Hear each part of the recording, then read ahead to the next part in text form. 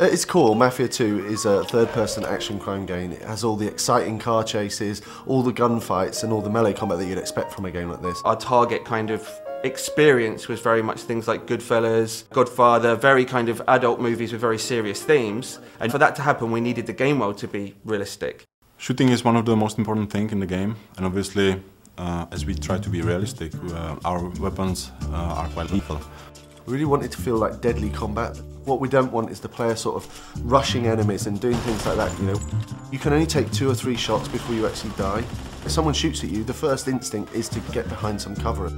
It really feeds into that intense feeling that we really want from the gun combat experience.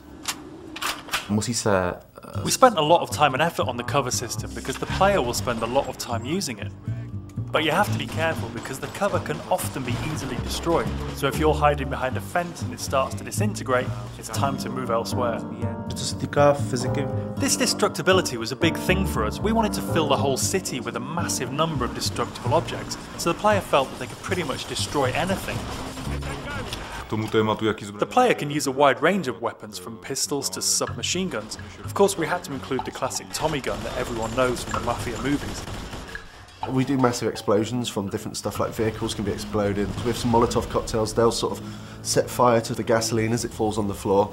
And all these different things are things that you'd sort of expect from the 40s and 50s weaponry.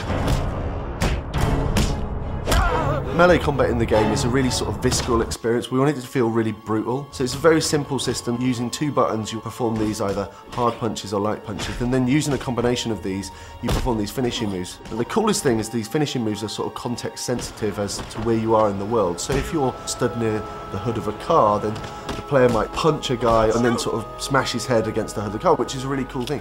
The driving model is very realistic. So you drive these things, they really feel like period cars. They feel very heavy, they feel really satisfying when you're driving them around.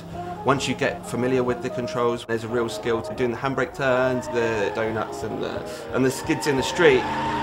The inspiration for these has been the cars and the car chases that you see in gangster movies. So if you visualise a gangster movie chase, you know, the cars screeching around the corner with the smoke coming off the tyres, guys shooting out of the windows with Tommy guns, this is very much one of the key goals for the driving experience.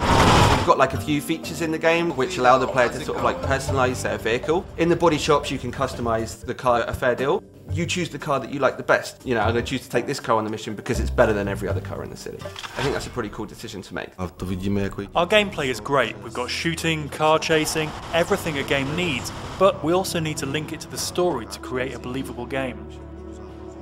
We needed to move away from some of the more arcadey conventions that you see in other open world games and focus more on a realistic experience for the player, so the player behaves like a mafia gangster.